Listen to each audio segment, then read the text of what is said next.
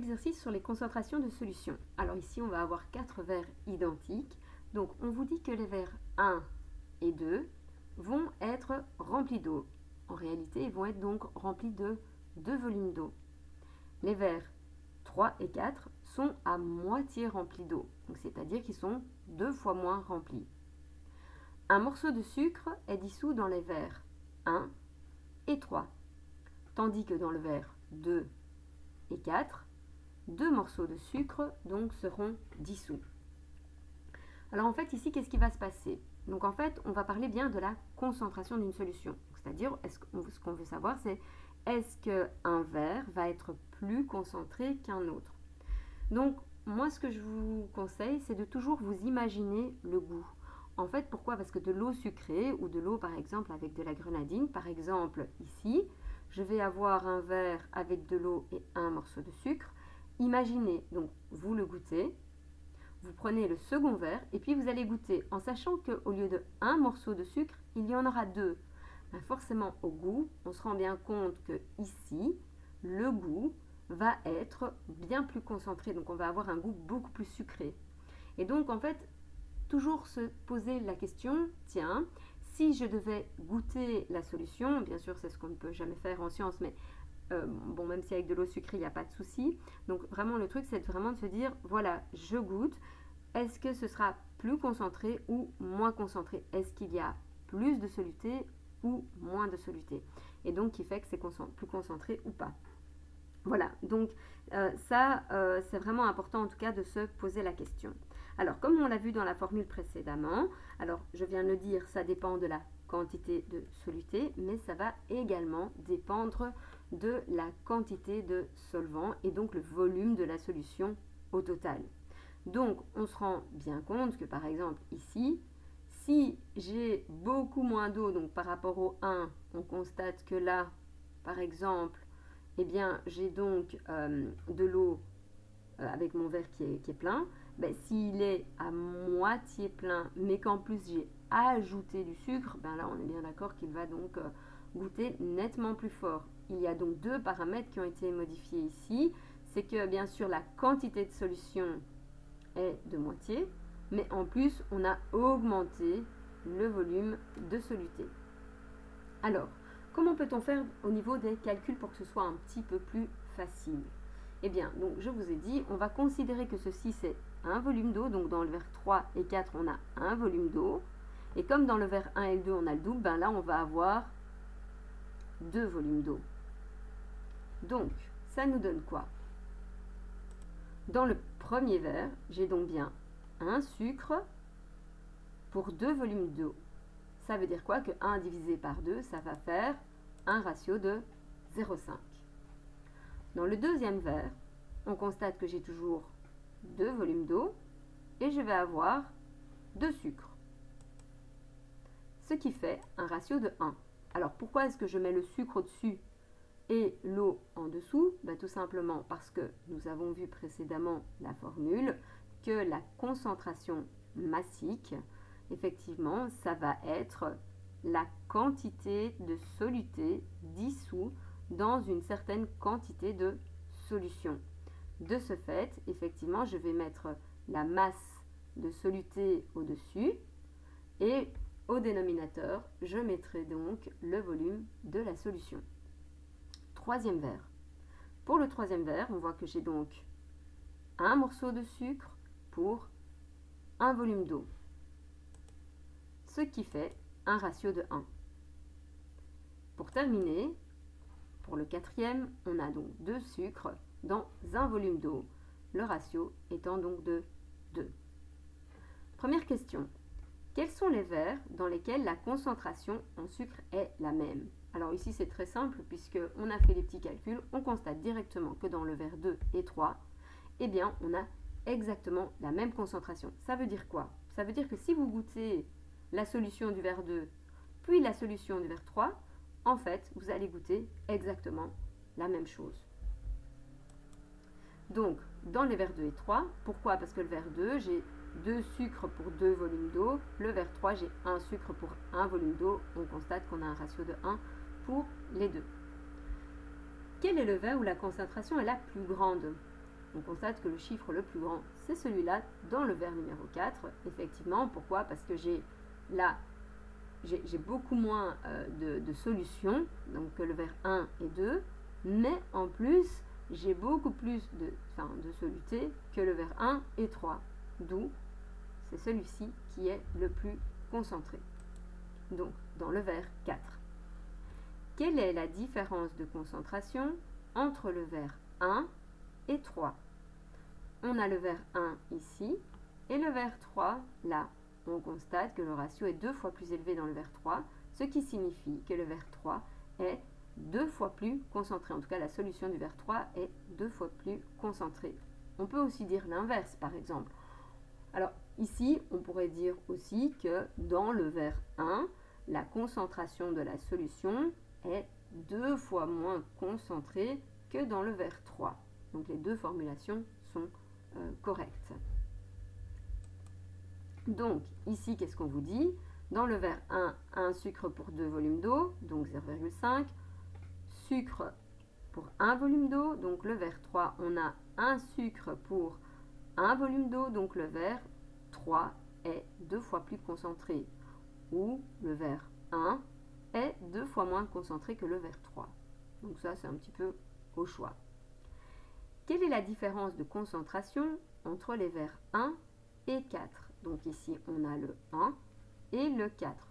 Et là aussi, on constate qu'il y a effectivement une différence de 4. C'est-à-dire que ici, la solution du vers 4 est 4 fois plus concentrée que la solution du vers 1. Ou on peut faire l'inverse. Si on prend le vers 1, on peut dire que la solution du vers 1 est 4 fois moins concentrée que la solution du vers 4. Tout simplement parce que 0,5 est 4 fois plus petit, ou 2 est 4 fois plus grand que 0,5. Donc, ici, voilà, donc c'est ce que je viens d'expliquer. Alors, n'hésitez pas à mettre pause lorsque vous souhaitez écrire toutes les réponses. Moi, bien sûr, je passe, mais rien ne vous empêche de mettre pause et puis de prendre le temps de recopier. Alors, quelle sera la concentration massique d'une solution de 600 ml de déboucheur si 0,06 kg de soude caustique ont été ajoutés à l'eau? Qu'est-ce qui est important ici? Eh bien, c'est de déterminer, en fait, effectivement, d'abord les données. Dans les données, qu'est-ce que je vais avoir?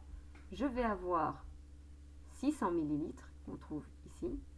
Alors, millilitres, n'oubliez pas qu'effectivement, donc ça va être un volume. Donc ici, ça va être le volume. On le reconnaît très bien, d'ailleurs, au niveau de son unité. Et on vous parle de 0,06 kg de soude caustique. Donc, ça veut dire qu'ici, on va retrouver une masse. Or, on vous dit bien que la soude caustique, elle a été ajoutée à de l'eau. D'accord? Donc, ça veut dire que l'eau, c'est mon solvant. Ma solution de 600 ml, c'est mon eau plus ma soude caustique. D'accord? Et donc la soude caustique, c'est bien le soluté et on donne bien une masse. Donc, première chose, c'est effectivement de déterminer les données. Alors, la première donnée qu'on a mis, c'est la masse de soluté. Donc, la masse de soluté qu'on va retrouver donc ici avec 0,06 kg. Voilà. Or, quel est le souci avec le kilogramme? Je ne sais pas si vous vous en souvenez, mais on ne peut pas laisser en kilogrammes, on doit mettre tout cela en grammes. C'est pourquoi on va devoir utiliser la BAC. Pour pouvoir utiliser la BAC, on n'oublie pas qu'on va toujours d'abord poser la virgule. Donc ici, on doit poser 0,06 kg. Donc on entend bien l'unité kilogramme. Alors ici, attention, c'est un tableau d'unités avec la masse et le volume. Donc le kilogramme, il est ici. Ça veut dire que je pose toujours ma virgule sur la ligne de droite. Donc c'est ce que je fais. Je vais la poser. Voilà. Et là, donc, j'ai posé ma virgule. Ensuite, bien, je vais poser mon 0. Pourquoi? Parce qu'on met toujours, les nombres, les chiffres en tout cas qui se trouvent à gauche de la virgule ou dans la colonne de l'unité. Et puis, je vais mettre les chiffres suivants. Donc, voilà, 0,06 kilogrammes. Or, moi, ce que je sais, c'est que je dois le mettre en grammes. D'accord? Donc, le gramme est ici. Alors, je pourrais remettre une virgule ici, je ne l'ai pas fait, mais on pourrait mettre la virgule de dire, ben, je dois m'arrêter ici. Donc, ça signifie que je mets le 0 jusqu'à la colonne des grammes, et donc, je vais bien avoir 60 grammes. Ensuite, autre donnée, on l'a dit, c'est le volume de la solution qui équivaut à 600 millilitres.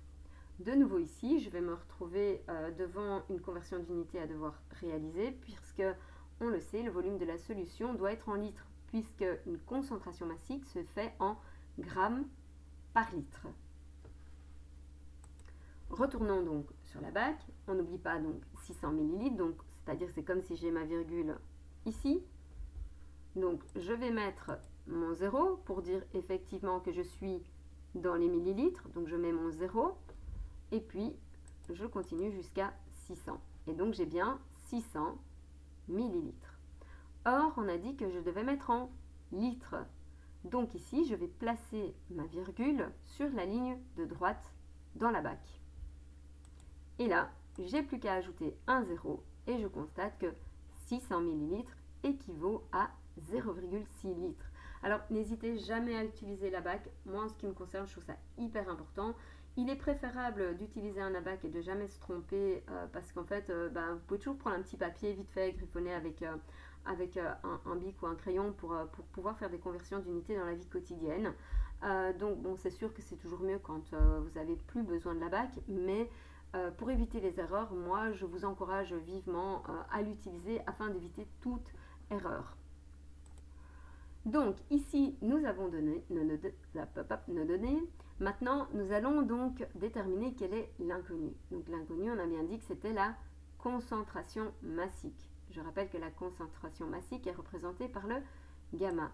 Donc, ici, mon inconnu concentration massique. Donc, je vais simplement remettre la formule, donc qui est bien la masse de soluté sur le volume de la solution, donc c'est-à-dire 60 grammes divisé par 0,6 litres et on obtient 100 grammes par litre. Alors, ce que moi je vous conseille maintenant, c'est donc de mettre pause, de recopier à votre aise l'exercice. Il est toujours préférable de bien écouter. Par contre, je vous conseille également d'essayer de faire l'exercice suivant tout seul et puis de remettre play sur la vidéo pour voir si vous avez bien compris l'exercice suivant. 7e exercice. Donc, quelle sera la quantité d'acide sulfurique pur dans ce flacon? Première chose. Donc, de nouveau, on vous dit bien que ce que je recherche ici, c'est la quantité d'acide sulfurique, donc dans la solution qui est dans ce flacon. La quantité d'acide sulfurique, on est bien d'accord que ça va être notre soluté. Donc, en fait, comme il est marqué quantité, je sais que c'est la masse de soluté qui va être recherchée. Donc, on va regarder cette étiquette. Qu'est-ce qu'on constate? C'est que tout d'abord, on va nous donner la concentration massique de l'acide sulfurique dans ce flacon, donc qui est de 49 grammes par litre, ce qui signifie qu'on a mis 49 grammes d'acide sulfurique dans 1 litre de solution. Donc attention, la solution, c'est bien l'acide sulfurique, donc qui est le soluté, plus le solvant. On voit que la contenance du flacon est donc de 50 ml. Donc ici, je vais déjà avoir deux données. Donc, première donnée, on l'a dit, c'est ma concentration massique qui est de 49 grammes par litre. Suivante, donc on a là le volume de la solution, donc qui est de 50 ml. Or ici, comme précédemment, il va falloir faire une conversion d'unité. Donc, plaçons le 50 ml, on n'oublie pas, le millilitre est là, on met donc le 0 et le 5. Donc, ça nous fait 50 ml. Or, je ne le veux pas en millilitres, je le veux en litres. Donc, comme précédemment, on va placer la virgule donc, à droite sur la ligne, donc dans la bac. Je pose ma virgule, je mets ensuite mon 0 et donc on constate que effectivement 50 ml de solution équivaut à 0,05 litres. Ensuite, passons à l'inconnu. Donc l'inconnu, on a dit, c'est la masse de soluté. Or ici, on va avoir un petit souci. Pourquoi? Parce que effectivement, précédemment, on a utilisé la formule, donc avec effectivement la concentration massique, c'est la masse de soluté, sur le volume de la solution. Or ici, il va falloir mettre en évidence la masse de soluté. Donc, reprenons la formule de base. Donc, la concentration massique, c'est la masse de soluté divisée par le volume de solution. Alors, pour vous aider un peu, en fait, vous faites toujours ce genre de calcul assez simple en mathématiques. Or, les élèves ont beaucoup de difficultés à rattacher les mathématiques avec de la physique, alors qu'en fait, les règles s'appliquent en physique comme en mathématiques. Si, par exemple, vous étiez en mathématiques et que vous voulez isoler le x, eh bien, qu'allez-vous faire du 2? Vous allez simplement le prendre et effectivement, vous allez le passer de l'autre côté, comme ceci. Et donc, ça va faire 2 fois y. D'accord? Comme ceci. Alors, pourquoi quand on passe, ça fait ça? Ben, simplement parce que, je ne sais pas si vous vous souvenez un petit peu de vos règles de mathématiques, mais effectivement, je vais avoir un 2 ici. On est bien d'accord que normalement, je ne peux pas comme ça me dire, ah ben tiens, si je le passais de l'autre côté juste pour m'éclater. Enfin bref, qu'est-ce qu'il y a comme, outil mathématique derrière? Si je souhaite enlever mon 2 ici, il va falloir faire en sorte que ça égale à 1. Pourquoi? Parce que 1 fois x, ben ça fait x. Seulement voilà, si je multiplie le x par 2, pour pouvoir enlever effectivement le dénominateur, eh bien tout ce que je fais à droite, parce qu'on n'oublie pas que c'est une égalité, et comme c'est une égalité, ça signifie que tout ce que je fais d'un côté, je dois le faire également de l'autre.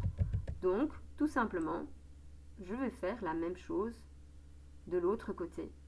Voilà. Or, ici, vous savez qu'en mathématiques, eh bien, quand on a 2 divisé par 2, ça fait 1. Donc, on va pouvoir les enlever. C'est exactement la même chose qui se passe en physique. Donc, si jamais j'ai effectivement ici ma concentration massique, qui est égale à la masse de soluté sur le volume de solution, je veux mettre la masse de soluté en évidence. Eh bien, qu'est-ce que je vais faire? Je vais mettre le volume de la solution ici et je vais donc multiplier. Voilà. Alors en général,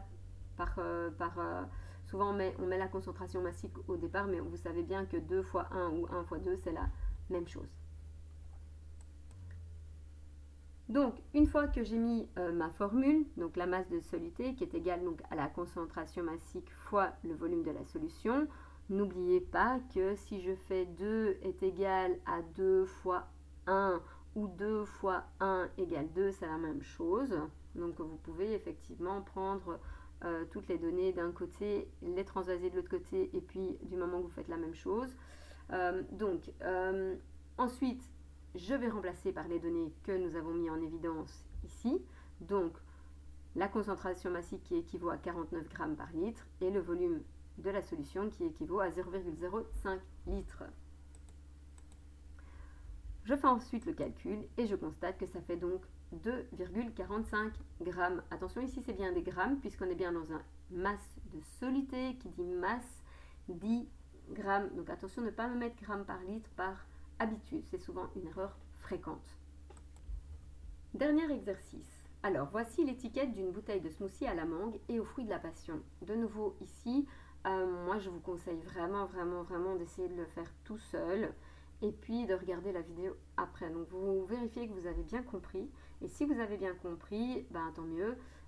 Mais au moins, vous pourrez vous déterminer si vous faites des erreurs, pourquoi vous avez fait ces erreurs. Donc, ici, qu'est-ce qui va se passer? Première question, on vous dit déterminer la quantité de soluté de ce smoothie dans la bouteille. On n'oublie pas que le soluté, c'est en fait tout ce qu'on a mis dans la bouteille, mis à part le solvant.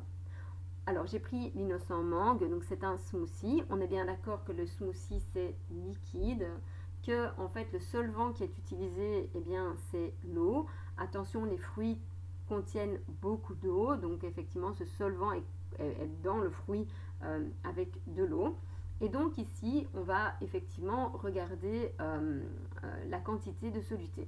Alors on est bien d'accord que ici, quand on vous dit une pomme pressée, une demi-mangue, etc., ben, en fait ça ne vous donne pas la masse de soluté. Pourquoi? Parce que dans la pomme pressée, ben, en fait effectivement, on va avoir tout ce qui est le soluté, mais on va également avoir du solvant, puisque dans la pomme pressée, on va avoir beaucoup de jus et donc beaucoup d'eau. Même chose pour la mangue, etc. Donc, en fait, où est-ce qu'on va vraiment trouver des masses? Eh bien, c'est ici. Voilà. Alors, attention à la première ligne, ce ne sont pas des masses, c'est bien la quantité d'énergie que ce jus va vous apporter, donc ce n'est pas du tout ce qui est demandé ici. Et attention aussi, là, vous avez une autre information où on vous dit que c'est pour 100 ml. Alors, qu'est-ce qu'on a dans cette bouteille? On a des protéines, donc 0,6 g. On a des glucides, 12,5 g, dont des sucres. Alors, qu'est-ce que ça veut dire, dont les sucres? 11,5 g. Ça veut dire que dans les 12,5 g, on va avoir 11,5 g de sucre. Donc, attention, ces 11,5 g font partie des 12,5 et donc on ne va pas de nouveau en tenir compte une seconde fois. Il y a donc 0,2 g de lipides et 1,6 g de fibres. Donc, protéines en général, vous savez tout ce que c'est. Glucides, donc en fait, c'est toutes les sortes de sucres. Les lipides, donc ce sont les graisses. Donc, comment je vais déterminer la quantité de soluté de ce smoothie dans la bouteille? Ben, je vais simplement, effectivement, additionner la quantité de protéines, de glucides, de lipides et de fibres. Donc, ça me fait 0,6 plus 12,5 plus 0,2 plus 1,6 g. Et donc, en tout, je vais donc obtenir 14,9 g pour 100 ml. Parce qu'attention, c'est bien pour 100 ml.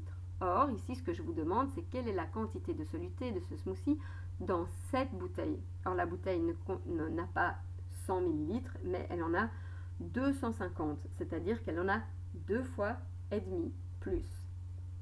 Donc, je prends mes 14,9 g fois 2,5. Pourquoi fois 2,5? Parce qu'on a bien 250 ml. Et c'est égal à 37,25 g. Il y a aussi moyen de faire par la règle de 3, mais ici, je pense que effectivement, on peut assez vite voir la relation entre le 100 ml et le 250 ml. Est-ce une solution aqueuse? Ben, on l'a dit, en fait, dans les fruits, il y a plein d'eau. La solution, elle est liquide, donc clairement, c'est une solution aqueuse. Quand vous buvez un smoothie, vous ne goûtez pas l'huile, donc effectivement, on va avoir surtout de l'eau.